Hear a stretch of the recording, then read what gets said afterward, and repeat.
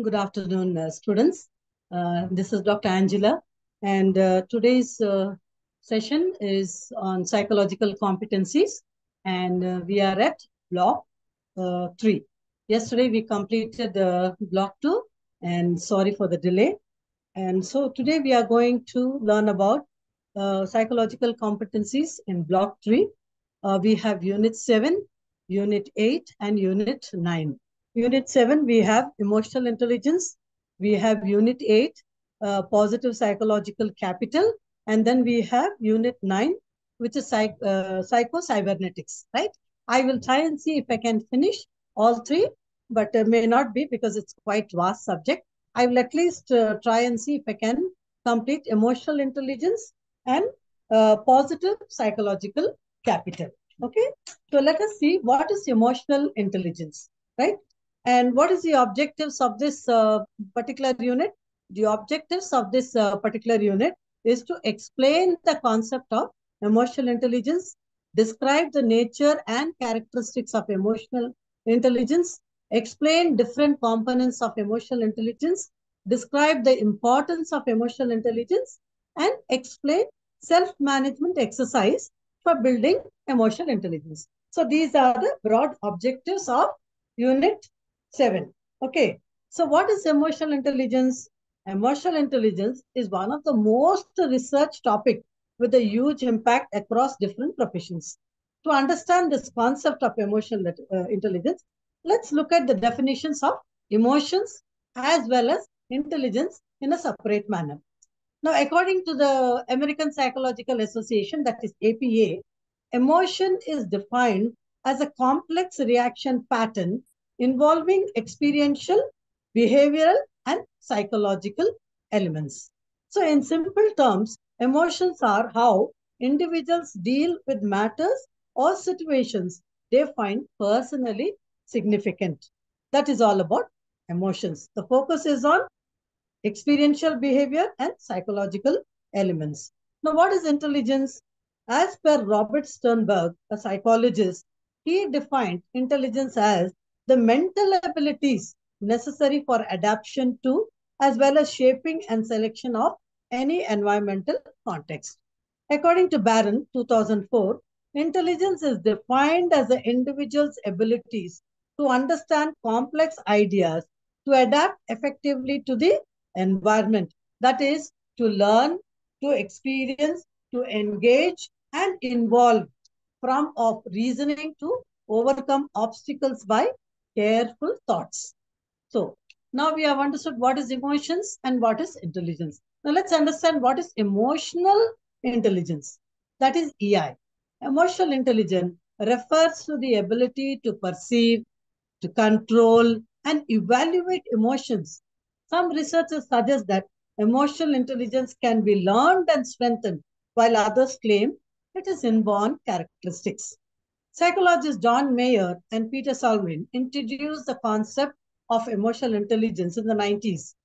According to them, emotions are internal events that coordinate psychological responses, cognitions, and conscious awareness. They defined emotional intelligence as the ability to perceive emotions, to access and generate emotions, so as to assist thought, to understand emotions and emotional knowledge, and to regulate emotions reflectively, so as to promote emotional intelligence and intellectual growth. As a result, the research on the topic in process until the publication of the Daniel Goleman in 1995, the bestseller book called The Emotional Intelligence, which said why it can matter more than IQ. This was published in terms and widely popularized.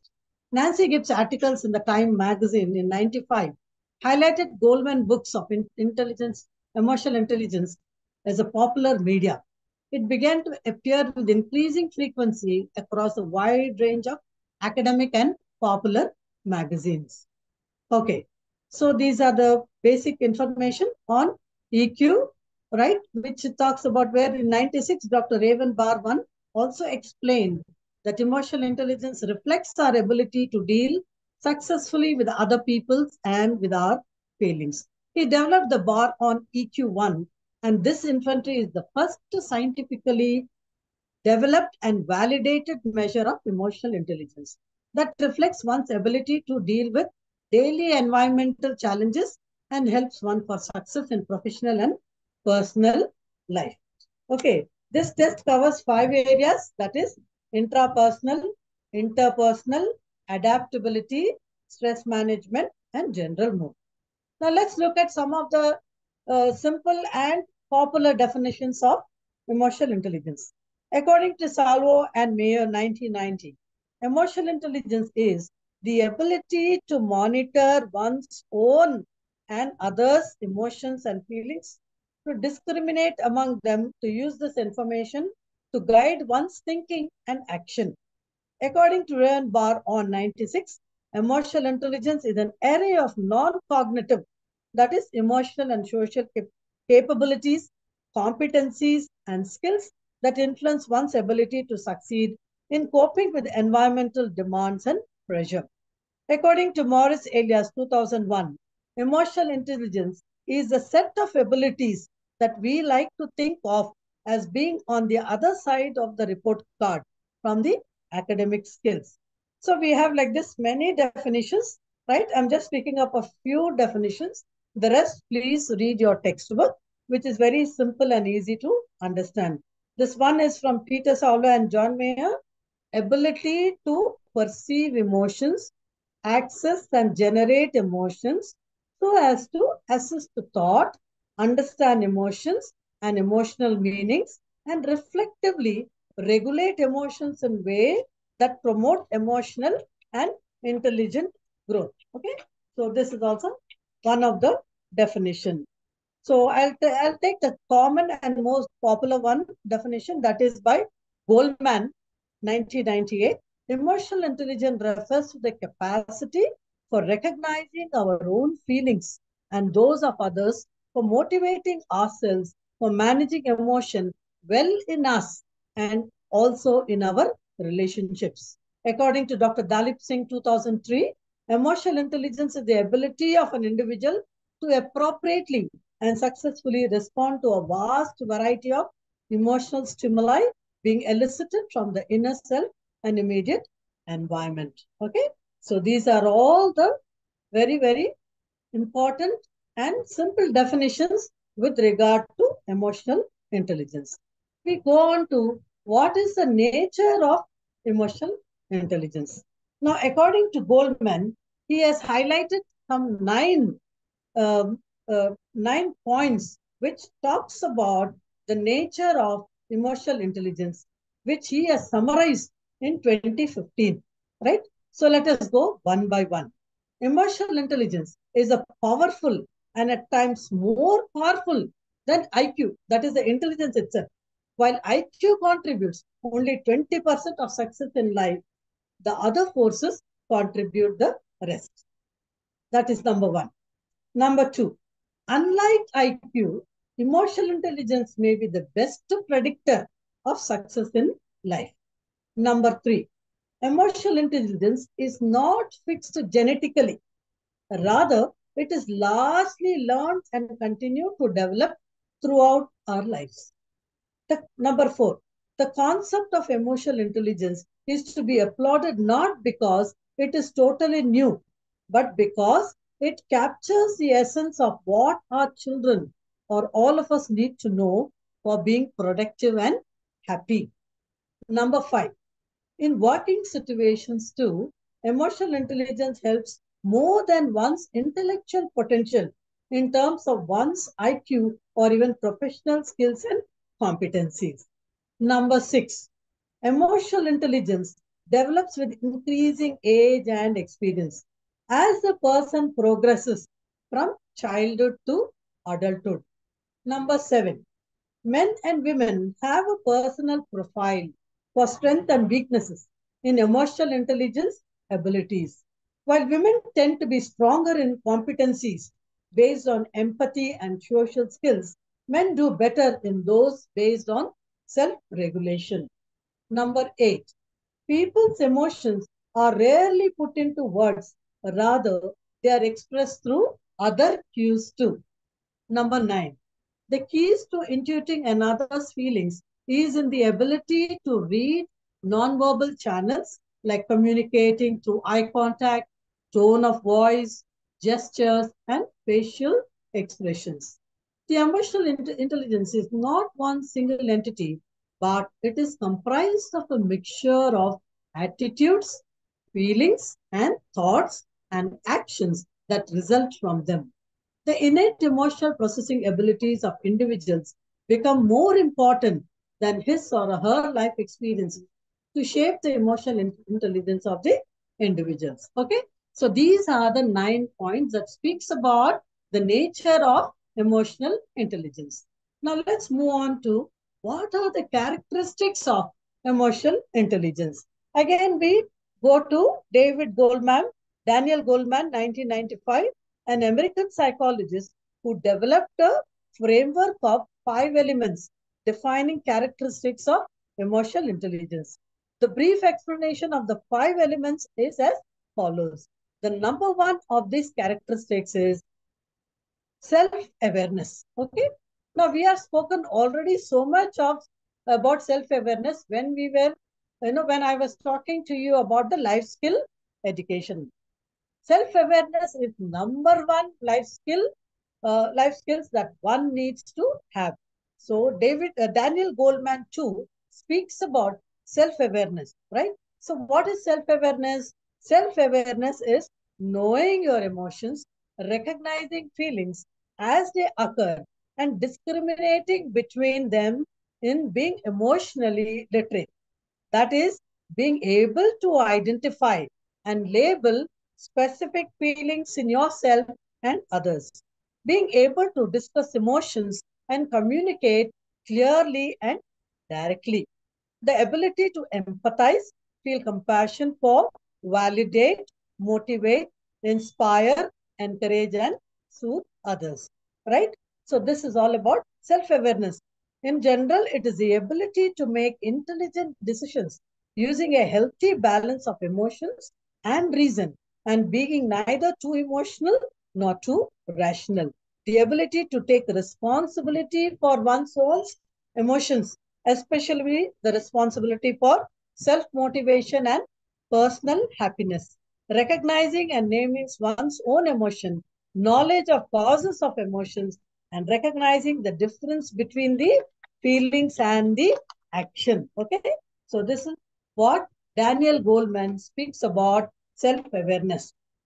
Then we go to the next one. Number 2 is all about self-regulation. What is self-regulation? Self-regulation is handling feelings so that they are relevant to the current situation and you react appropriately. Frustration tolerance and anger management, eliminating verbal pull downs, fights, and group disruptions.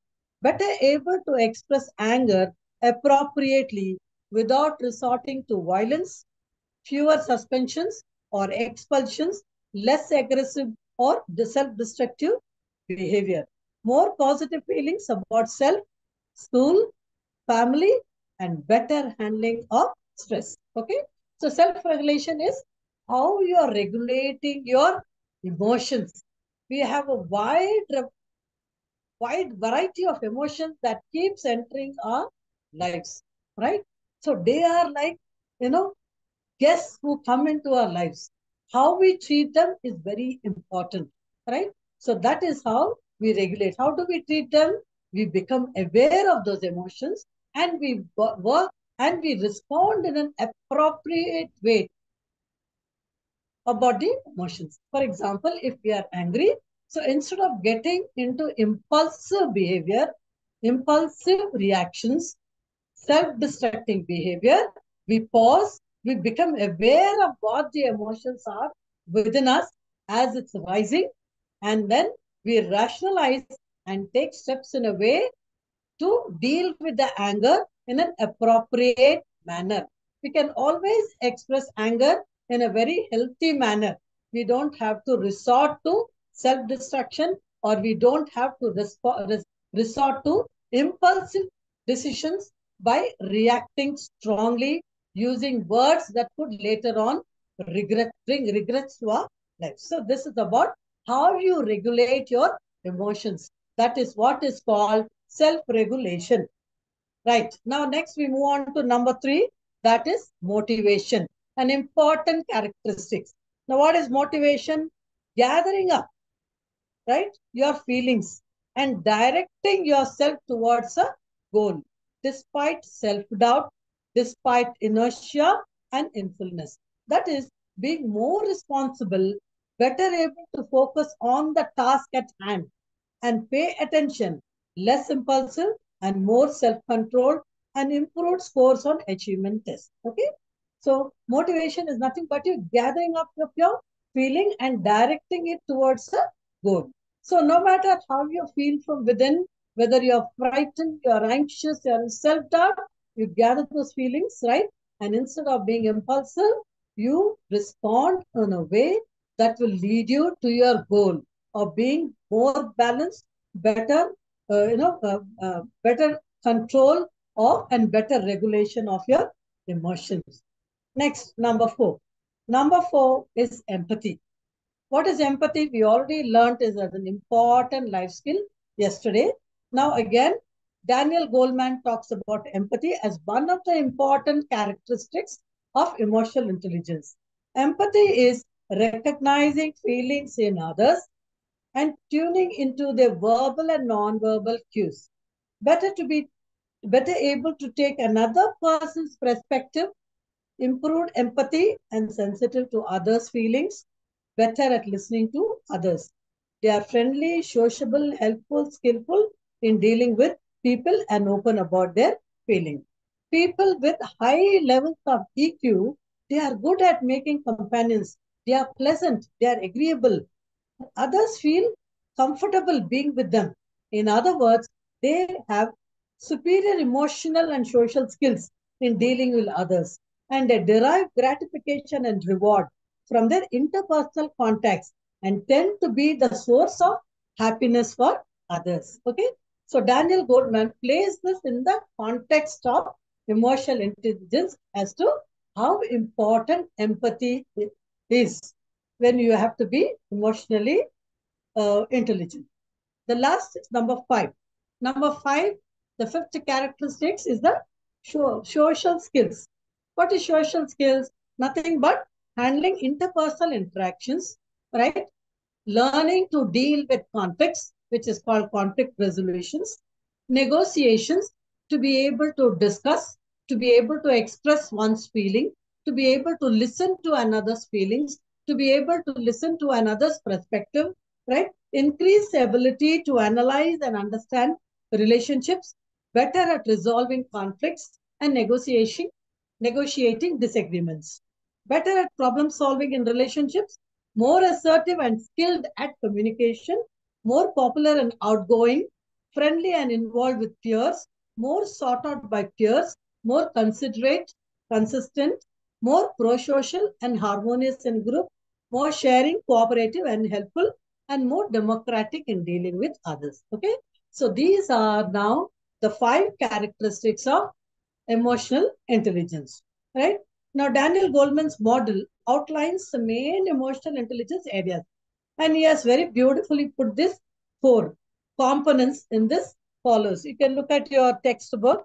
When you look at your textbook, you'll find a nice tablet, right? He has put it in the tab. It is put in the tabular form, right? Which is on self personal competencies and others in social competencies.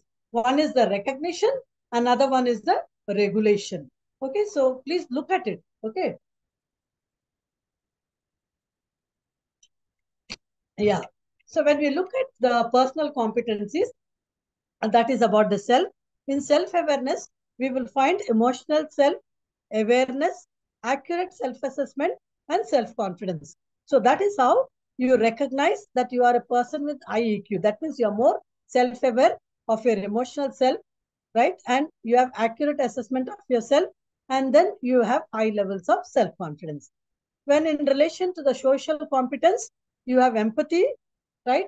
In interpersonal relationship, you are more service oriented, and then you have high level of the organizational awareness. Now, next is the regulate. Regulation is self-management, that is self-control, trustworthiness, conscientiousness, adaptability, achievement drive, and initiative. And when we look at the others in social competence, it is relationship management. That is developing others, influencing them, good communication, conflict management, leadership skills, change catalyst, building bonds, teamwork, and collaboration, right? So all these are the social skills that one has. Now, what is the importance of emotional intelligence, right? There is the importance of being emotionally intelligent is, not just physical health. It is also mental health, and it is also how you are able to succeed even in your career, even in your academics and in your workplace. So when we look at the physical angle of health, if one is able to manage his or her stress levels, it can lead to serious, if one is not able to manage the stress levels, it can lead to serious health problems, as uncontrolled stress can lead to raising of blood pressure, suppressing the immune system, increased risk of heart attacks and stroke, lead to infertility, and speed up the aging process. So the first step in improving your emotional intelligence is to learn how to relieve your stress, to learn how to manage your stress, to learn how to be able to, develop ways and means that can diffuse your stress in your personal life. Okay, so that's how you take care of your physical health. Next is your mental health, right? So what is about mental health? Uncontrolled stress can also impact not just your physical health, showing symptoms on your physical body, but it can also impact your mental health, right? How does it impact, right? It can lead you to anxiety and depression. You tend to feel anxious thinking about the future. You tend to feel anxious about, thinking of all those negative things in your life, blowing out of proportion, focusing on the negative thoughts, right? And gradually leading yourself into sadness, and then later on it can lead you to depression. Okay. The next one is how one is not able to understand, manage emotions. If you are not self-aware, that means if you don't have even enough awareness skills about your emotions, it can lead you to severe mood swings. Sometimes you can feel high, sometimes you can feel low. And when you're feeling high, it's fine because you are high in the skies and you are happy and all fine. But then when you're down, when you're low, when you're down in the dumps, that's where one needs to be, taking very serious about this mood swings, right? Because when you're down, you can get into unhealthy behavior patterns. You can even harm yourself, and you can do things that can be destructive for your own self. Okay. So managing, right, your moods, mood swings is a very important aspect. Inability to form strong relationships can lead you to lonely and being isolated. Now, when you are not able to manage emotions because it is high and low, and when you are not able to handle your own stress, it is very difficult for you to form strong and good, healthy relationships. And because of which, you can become lonely and you can also feel isolated. Yeah. Another important aspect is by understanding to manage the emotions, one can communicate effectively and express themselves, leading to strong emotions. So if you are aware of your emotions, and if you are aware of your stress, and if you are able to deal with this in a healthy manner, expressing yourself, taking all the positive actions, then it will lead you to build better relationships with your peers. It can lead you to better relationship socially, wherever you are, in the classroom, in the playground, in the canteen, so you are able to function in a healthy manner, right? It can also impact in the place of work, right? Emotional intelligence, later on as you all take careers, you get into jobs, right? You will start working, right? If you do not have intelligence, emotional intelligence, it can be very tough for you, right? When you have emotional intelligence, it will help you to be successful at managing behavior, right? Navigating change, new trends and social complexities, developing many skills associated with high performance, and making personal decisions effectively, and achieving positive results and increasing productivity. So these are all the importance of emotional intelligence in our daily life, right? So now we move on to the next. What is next? Self-management exercises for developing emotional intelligence. Okay. So this is a very important topic, my dear students, and it is going to help you all in life if you learn to adapt, if you learn how to manage your emotions, and if you learn how to develop your emotional intelligence, you'll be able to manage yourselves better. So I'm going to spend some time on helping you to teach how you can develop emotional intelligence. Okay. Yeah. So we begin first with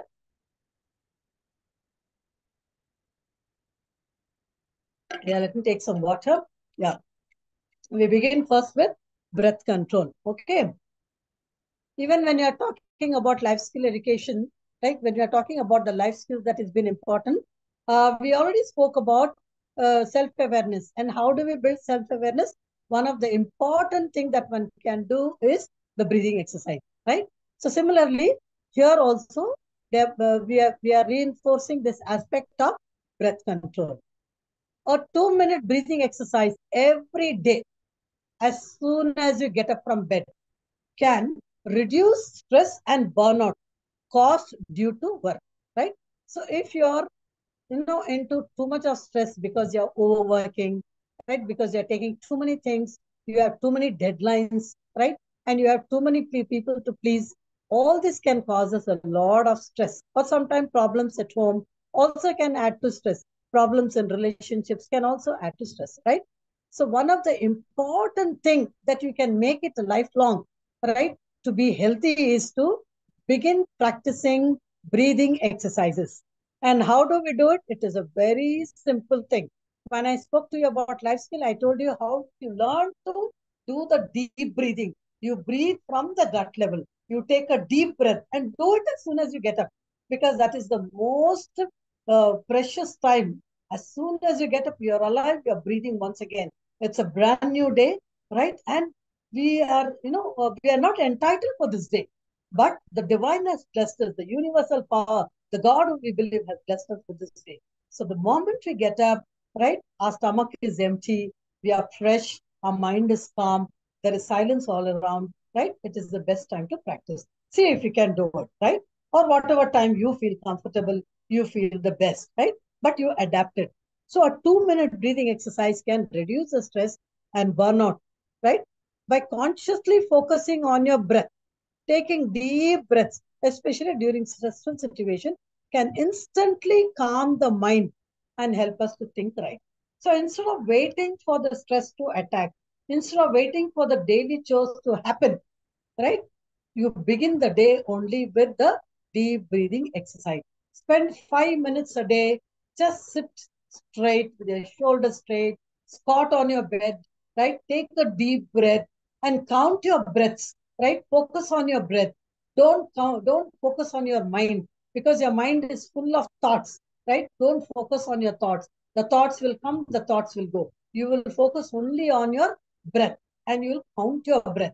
Why will you count your breath? So that you will retain the focus. No, you will retain the focus and stop focusing on the monkey mind. We'll only focus on the breath. The thoughts will come, the thoughts will go, right? Do not focus on the thoughts. You will focus only on your breath, right? So you squat, sit erect straight with a smile on your face, start doing your breathing exercises. Start beginning with 20 deep breaths every day, and you see the difference in your life. And if you have more time, you can increase to 30. And then later on, you can try different types of breathing exercise. You can try the normal breathing. You can try the short breathing. The yoga people will call it, Kapalabhati, right? The yoga people, the yoga gurus will tell us, Prana Munnanta Varaku Pranayam Chendi. What is this pranayam? Pranayam is prana, the life force, the breath, right? So you sit erect, you sit straight, keep your shoulders straight, and take a deep breath from the gut level. Hold it for a second and gently release your breath. Take 20 breaths very, very sincerely in a qualitative manner, right? So that will set the tone for the day. And later on, you can focus on your breath and even nurture and bring to mind all the positive thoughts and surrender yourself to the divine and begin the day. So that's all about breath control. I'm focusing a lot on this because a lot of students have concentration issues. They're unable to concentrate. They are not able to study. Retention memory, no, they are not able to retain what is done, right? And that is why I'm focusing on that, because when you learn properly to breathe, when you practice breathing exercises, you will not only develop concentration, you will not only develop, calmness in the body and mind, you'll also be able to retain what you learn, and you'll be able to better manage your stress, and you'll also reduce anxiety levels, and you'll also prevent yourself from getting into panic attacks. Okay. So I'm very particular about this particular point, and that is why I'm emphasizing it, taking a little extra time. Next, stress management. Here are simple hacks for immediate stress reduction, right? So other than the breathing exercise, you can also journal your thoughts every day. Write down every day that you cannot express or share with others. Let the negative emotions get a vent. Right. When you're filled with a lot of problems within and you don't have anybody to talk to, because you cannot trust somebody in your life. You don't want to meet a counselor and you don't want to tell your friends. Maybe they will start bad mouthing about you. That the best way to be able to deal with those thoughts is you write down those thoughts. Keep a journal and write down your thoughts every day. That way, you are giving ventilation to your thoughts. You will be able to vent your thoughts in a free manner on a piece of paper or in your diary, and make sure that you do not show your diary to anybody and let your negative emotion get a vent. Or you can take a rough piece of papers and write it down, tear it into small pieces and throw it in the dustbin, or take a candle and burn it too. Okay. So journaling is also very important aspect. Next, count to 10 before reacting or responding to a conflict. How do you do it? Suppose you are fighting with somebody. Somebody is fighting with you, right? Instead of immediately reacting to them, instead of becoming impulsive, you start counting 10.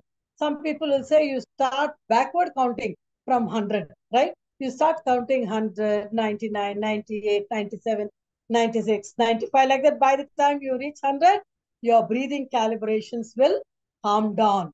You'll move away from the place, you'll be more calmer. And when you are calm, that time you'll be able to respond in a better way instead of getting into big fights. Okay. Next, stay away from arguments as much as I can, as you can. Okay. It is very important not to waste your time in arguments, because even the best friends you lose good relationships, and nobody would like to be friends with argumentative type of people, right? So make sure that you don't get into any arguments. Stay away and save your precious time. Next, avoid confrontation if you cannot manage your emotions. Use phone or email to communicate, right? So if you really want to communicate to the person, right, with whom you have confronted or what, if you are not able to, manage your emotions, because when you don't manage your emotions, you will not know what you're speaking, because the mind will not work, right? And you'll end up hurting people on the opposite side. So instead, you can calm down and later on, maybe message or maybe a phone call, and or maybe you can email them. Yeah, that is also. Next, share your problems with someone close to gain a broader perspective of the matter. Now, if you want to grow in life, you need to also develop understanding about yourself.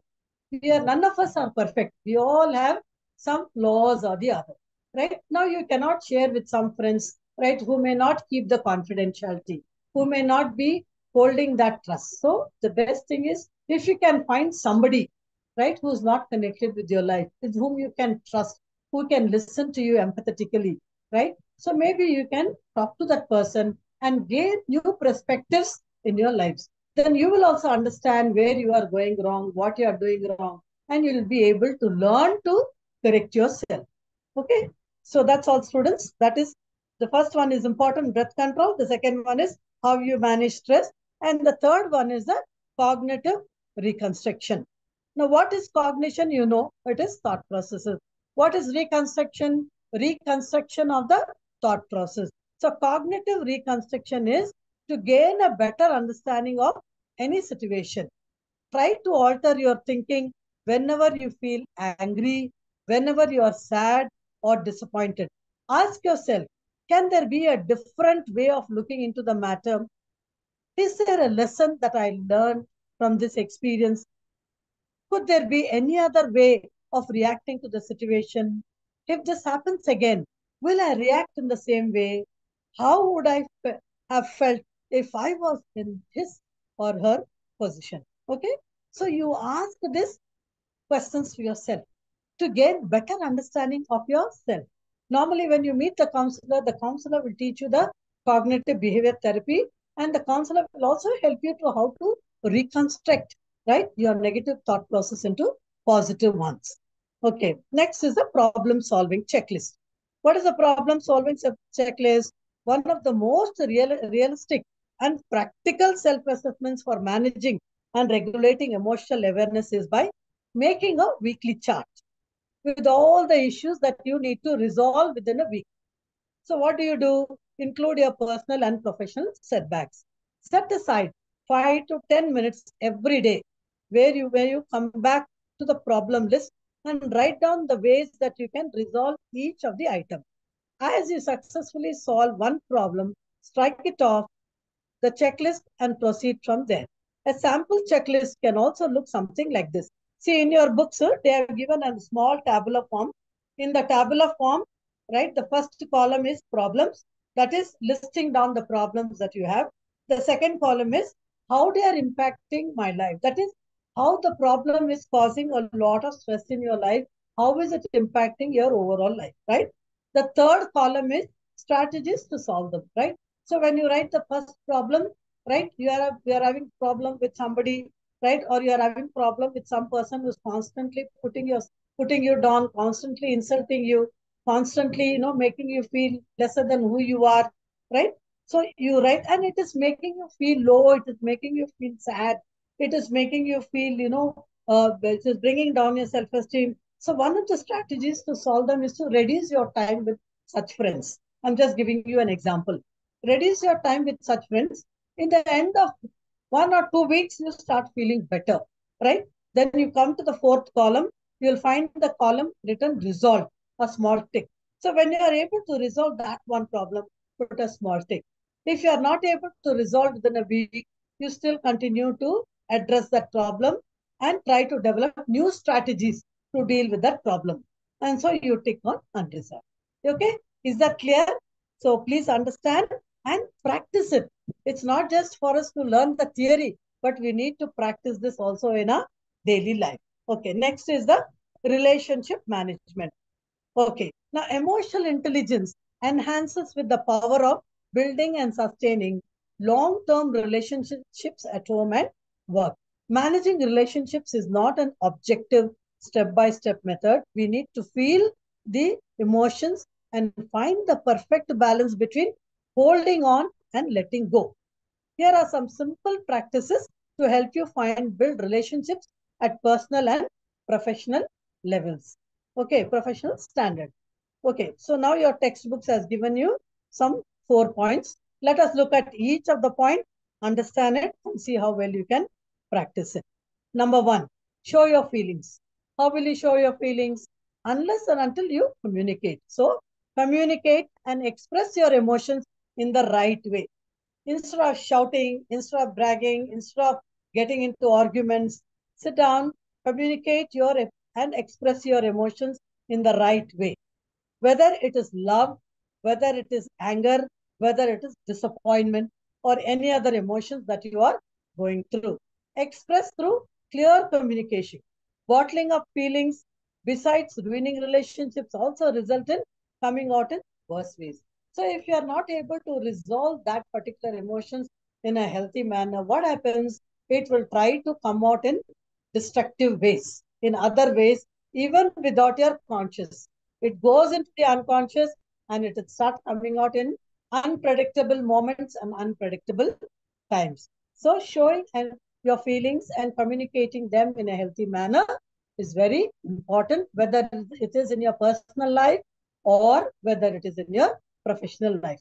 Number two, the little things matter. What is this little things matter? Do not hesitate to say thank you. That is, acknowledge when people do something good to you. Acknowledge when people show love, care, and affection. Acknowledge when somebody is kind to you, right? So thank you is a beautiful word. Gratitude is a powerful energy, and it will only increase your energy levels high. So that is the way those little things matter. So thank you. The next is sorry, right? Apologize when you feel that you were not correct and you have misunderstood. You had some miscommunication. You did not understand somebody, and then you were impulsive. You hurt them with your words, or you hurt them with some language that you use. So make sure that you immediately apologize by saying sorry. Okay, sorry is also a golden word which is taught to us in our schools, right? In us when we studied in the kindergarten, these are the things that are taught to children. The three golden words. What are the three golden words? Thank you, sorry, and please. Right? They'll always teach us. When you enter a classroom, say excuse me. When you move out, say excuse me, ma'am. Right? So these are the golden words. So saying thank you and then apologizing by saying sorry or please if you want something, it might mean a lot to someone and help in growing the bond you share with that person. It can really build good and healthy relationships either with your clients, if you are in if you are in a teacher to the students, right? It will really build the bond. Or if it is the customers, right? You don't like to the shops where these people are not very accommodating, when they do show you, when they are not able to be kind, or when they are not able to deal with you in a very pleasant manner. Okay, so communicate to this. Okay, so it will help in growing the bond. So sorry, thank you, and please are important words. Next, explain. When facing with a conflict someone, remember to explain your actions and decision. Communicate to resolve the conflicts and not to aggravate it. So when you want to mend the relationships, when you want to set right what has gone wrong, it is always better that you meet the person and try to explain your viewpoint, try to explain your behavior. Do it in a way that will mend the relationship and not aggravate. Not aggravation when you justify your actions will aggregate the problem. But when you explain in a way that the other person is able to receive it, then it is going to resolve. Okay, so explaining is very important. And then also learn to handle tough conversations. What a tough conversation. Look into things from others' perspective and put yourself in their shoes. In stressful situation, let others express their opinion. Listen actively. Do not judge or jump into conclusion. Accept if you are wrong and agree to disagree. Make sure you end the conversation on the positive side. Okay. So this is a little challenging, but it is not impossible. When we learn to have all these life skills, right? When we learn to be empathetic, when we learn to deal with our emotion, when we learn to deal with our stress, right? So handling tough conversations also will become easier for us. Okay. So this is all about emotional intelligence, right? You have now a summary here. Please read up the summary, go through, check your progress, model answer questions, and then you have glossary for understanding. And if you have more time, you can definitely look at further readings suggested at the end of your this unit. So with this, we complete unit 7, right? Today, I'm going to take a little more time because we started late. We started half an hour late. So I'm going to take class till 1:30, right? So please bear with me. Yeah. So now we moving on to the next unit. That is the unit 8, which is on positive psychology capital. Now, what are the objectives of this unit? The objectives of the unit is to explain the concept of positive psychological capital, explain the nature of positive psychological capital, explain different components of positive psychological capital, and explain conflict management. Okay, it's not very difficult because it is all interlinked to our life skills. So let us learn, right? It is very important topic. I expect students to listen carefully, understand, go through your books, and practice it in your daily life.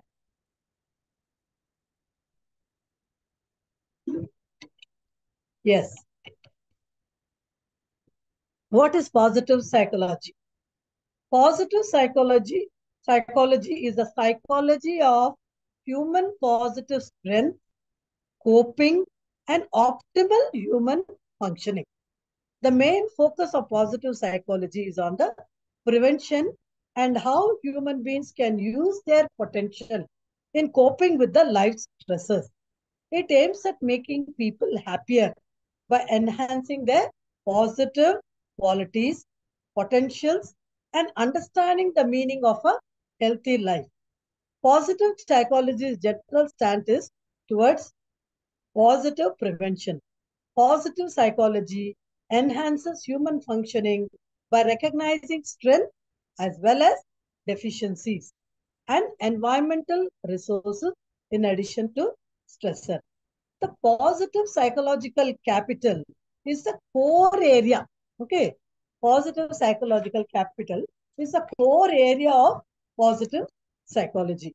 Although the term positive psychological capital has been mentioned in various works in economics, investment, and sociology, we draw on the emerging positive psychology movement for our definition.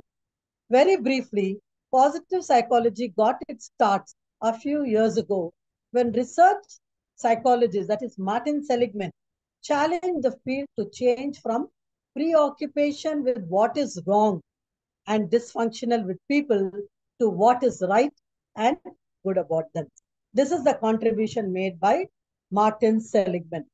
He focused on the good and the goodness that exists in people rather than focusing on the deficiencies and dysfunctional aspects of people. Fred Luthens and colleagues have theoretically and empirically come up with a higher order core construct called the psychological capital or psych cap. The psych cap goes beyond economic, what you have physical and financial assets, social, who you know, network of friends, and human capital, knowledge, skills, abilities, and experiences. And they defined it as an individual's positive psychological state of development that is characterized by having confidence, that is self-efficacy, to take on and put in the necessary effort to succeed at challenging tasks. Number two, making positive attribution, that is optimism about succeeding now and in the future. Number three, persevering towards goals and when necessary, redirecting paths to goals in order to succeed, that is hope. And when behest with problems and adversity, sustaining and bouncing back, and even going beyond to attain success. Okay, so the focus here on positive capital. So the focus on psych capital, that is the psychological capital, is on self-efficacy, it is on optimism, it is on hope and resilience.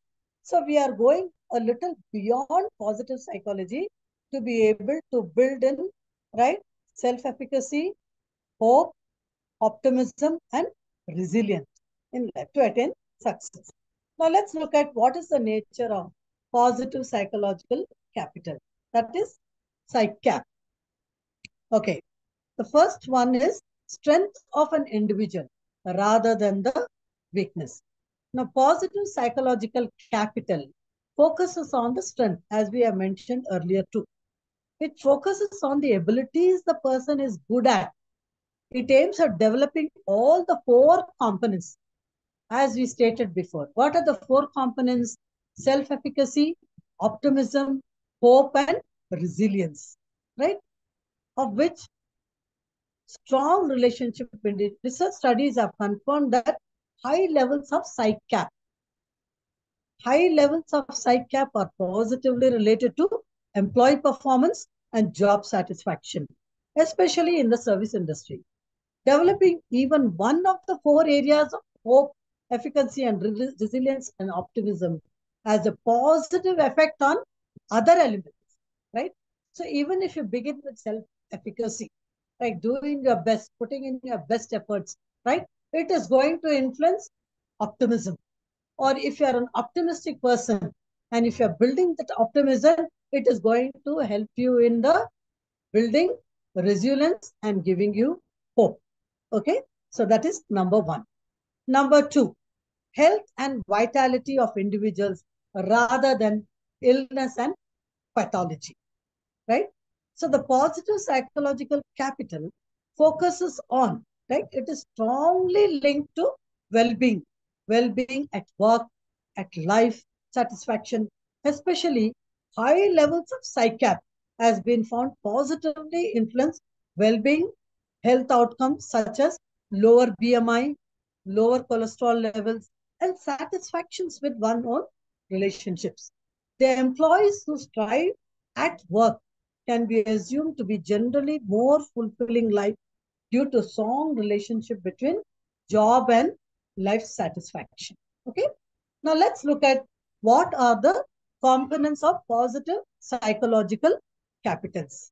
The individual psychological capital elements are self-efficacy, hope, optimism, and resilience, and conflict management. Now, each element is separate entities which need to be considered independently in order to understand the composite higher order construct. Let us look at each of the above mentioned psychological capitals individually. Okay, you will find some things are repeated, but it is very important for us to learn as we keep understanding because it will help us in our life, especially in being not just happy, but also to live a fulfilled, to live a whole, to live a meaningful and content life. So the number one component of positive psychological capital is self-efficacy. Now, when you're talking about self-efficacy, according to Albert Bandura, that is 1997, self-efficacy refers to an individual's belief in his or her capacity to execute behavior necessary to produce specific performance attainments. Okay? Self-efficacy is characterized by individuals' confidence in the ability to exert control over one's own motivation, behavior, and social environment. The cognitive self-evaluations that influences all manner of human experiences, including the goals for which people strive, the amount of energy expended towards goal achievement, and likelihood of attaining particular levels of behavior performance. Self-efficacy beliefs are assumed to vary depending on the domain of functioning and circumstances surrounding the occurrence of the behavior. Okay, so this is all about self-efficacy. Next, we move on to hope.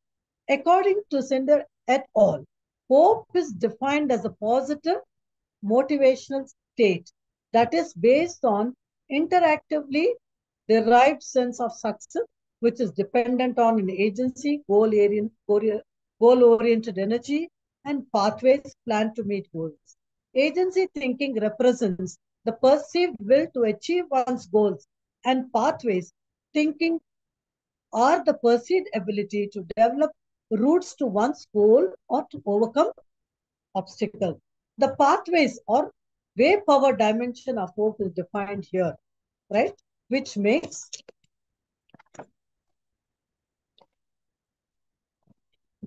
important differentiation with common use of the term planning. Refers to making optimal use of available resources to reach set goal by the individuals. Together with agency and pathways signify a disposition for goal-oriented positive thinking, hope that is distinct from similar constructs such as self-efficacy. Okay, there is a considerable evidence of its positive impact on academic and athletic performances. However, only few direct and indirect studies, including Adams et al. 2003 and Peterson and Luton's 2003, have examined its impact in workplace performance. Nevertheless, these workplace studies are promising. That is all about hope. Then we move on to optimism.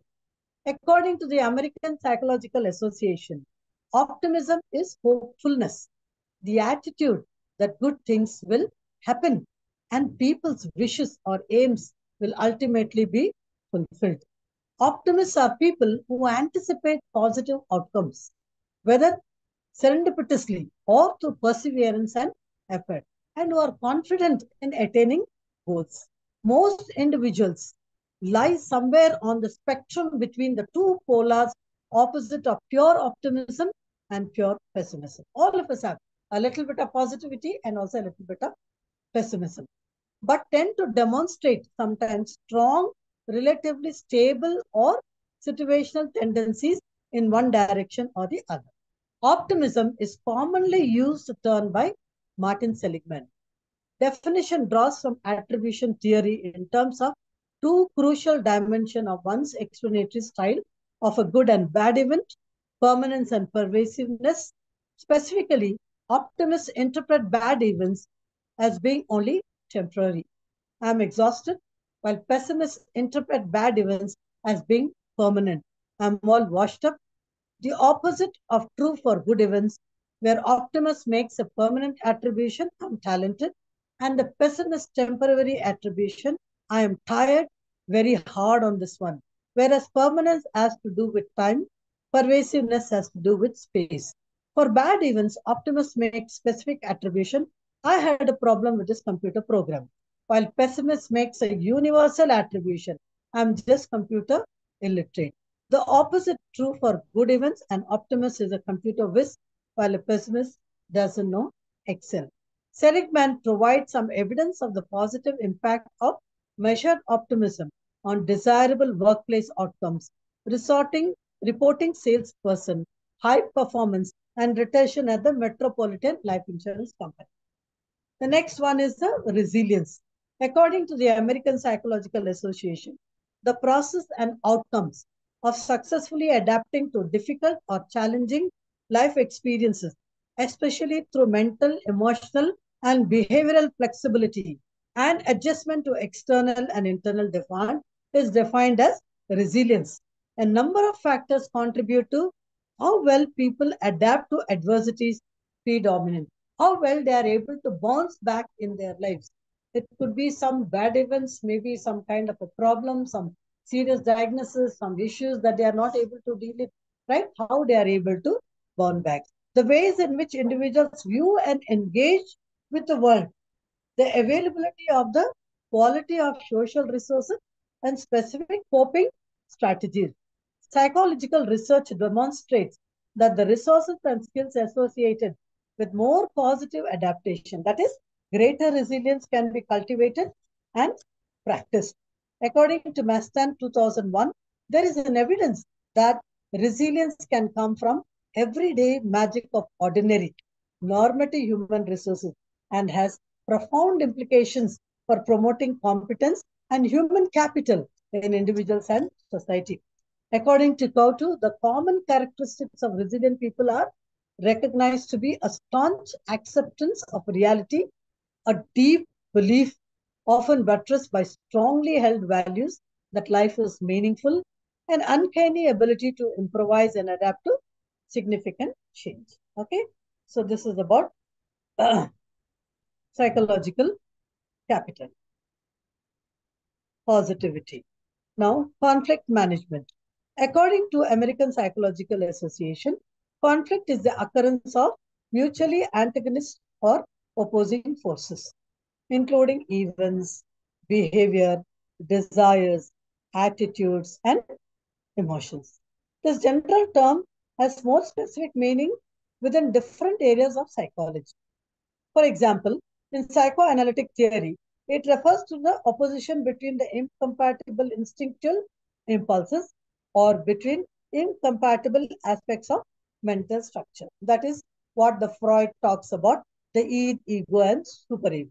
That may be a source of neurosis if it results in the use of defense mechanism other than sublimation. In interpersonal relations, conflict denotes the disagreement, discord, and friction that occurs when the actions or beliefs of one or more individuals are unacceptable to and resisted by others. Conflict is a personal and subjective experience. as each individual can perceive and manage the same conflict in different manners. Conflict doesn't necessarily have an objective basis. It depends on the perception of the specific situation and the perception of the plotted by the other. Perception is by definition subjective and personal.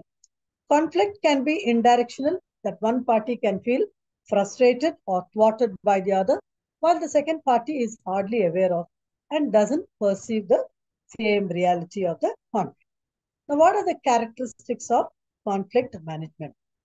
Okay, so we will look at it one by one. Conflict is a process. Conflict is a dynamic process that does not appear suddenly but takes time to develop and passes through several stages according to PAHO 2013.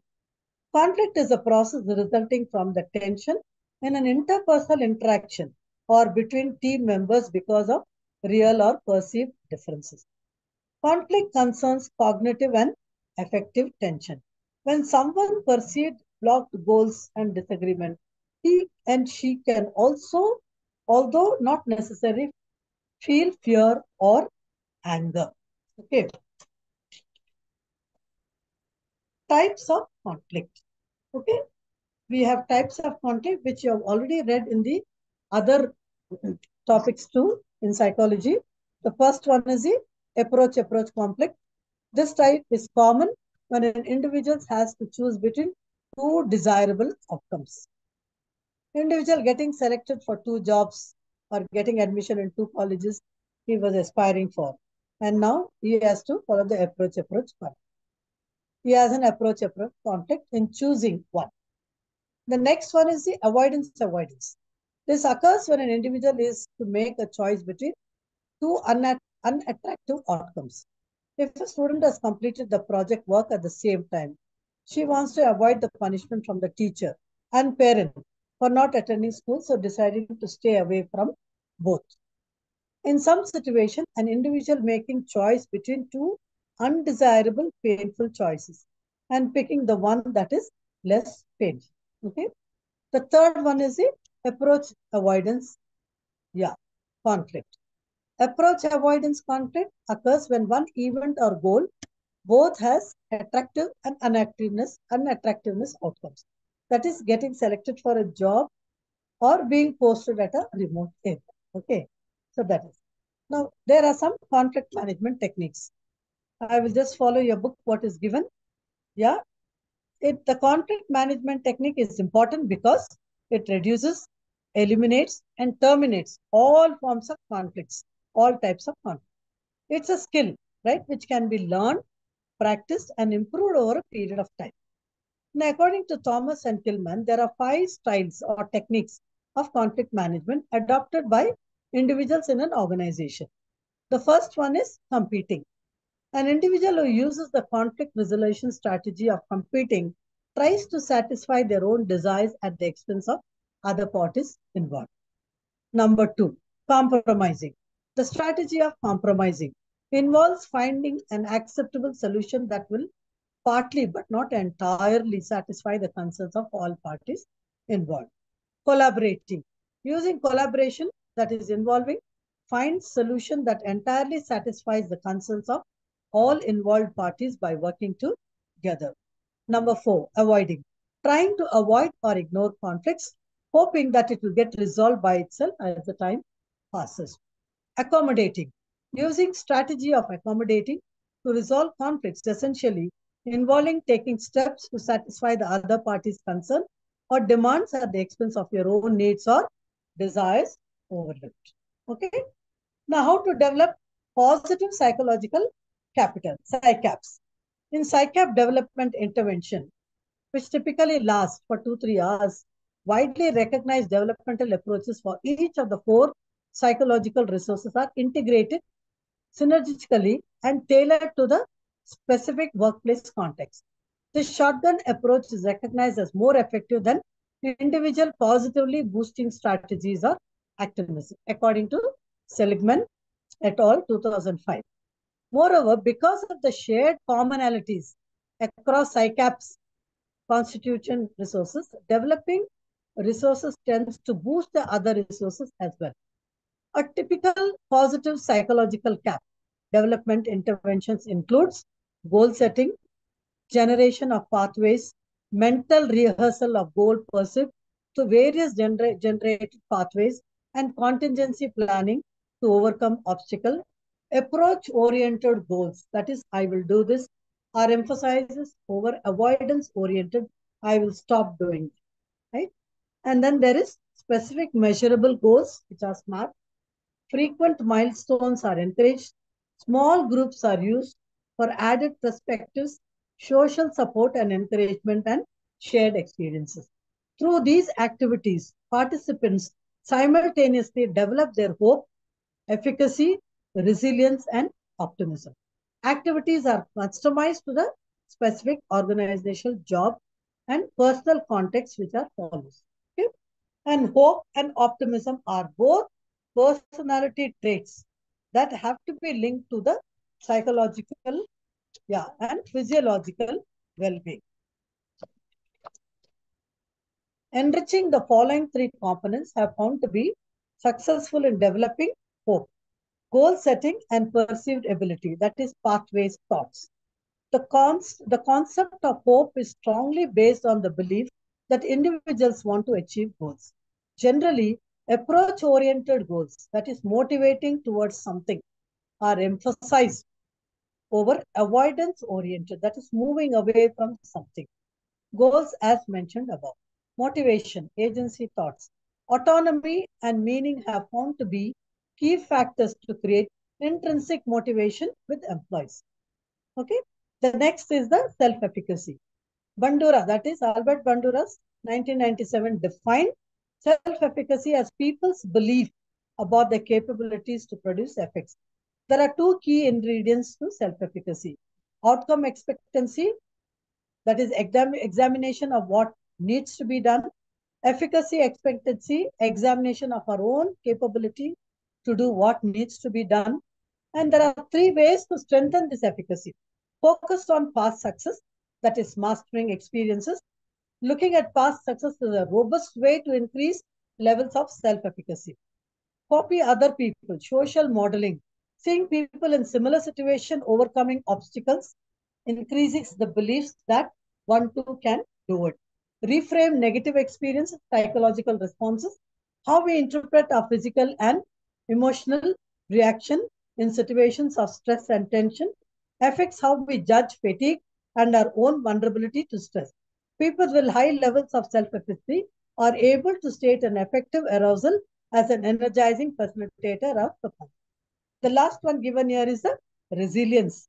Resilience, as we have heard before, capacity to bounce back from adversity and growing stronger from overcoming negative events, right? Face reality, search for meaning, improvise, optimism, all this comes as a resilience. So with this, we complete number 8, that is a unit 7, and we will move unit 8, I'm sorry. Please go through your questions, answer, check your progress with all the fill in the blanks, glossary given, and read through the lesson, which is easy and given in a simple language. You'll be able to understand.